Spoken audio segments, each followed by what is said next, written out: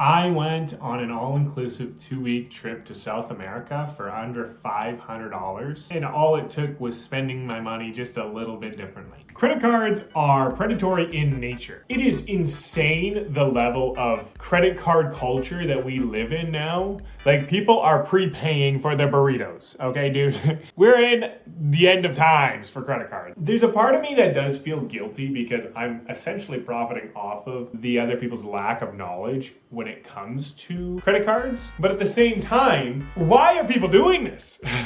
If you purchase anything on a credit card and that credit card gets hacked, it's a lot easier to get that money back than if you use your checking account. I don't care what Dave Ramsey says. It is insanely better to use a credit card under almost any circumstance, so long as you're paying the balance off at the end of each month. I travel a lot for work and I have always collected hotel points. And so me and my girlfriend booked a all-inclusive trip to Jamaica, in which we ended up having to pay for our flights, which was about $3,000.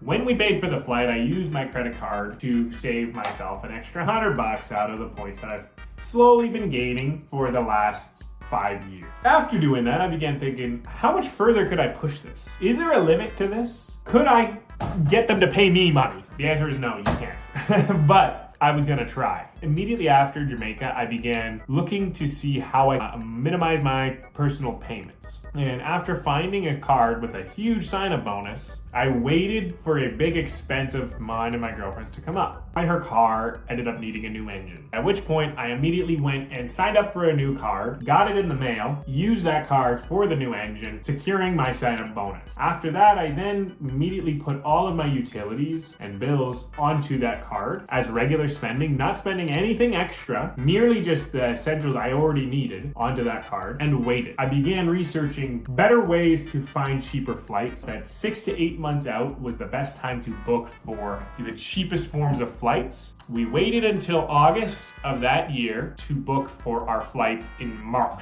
at which point we found flights to Curacao for $1,500, and when booking I had $1,075 in points, meaning that we paid $434 for our flights. So at the end of the day, and then on the flights back, we ended up having a layover. The emergency slide has to be armed and disarmed between each flight, and when they closed the door and they went to arm it, it wouldn't arm. And so as a result, they had to bring out airplane mechanics. They came out, they looked at it, and they said, "Whoa, boys, you're gonna die if you fly here."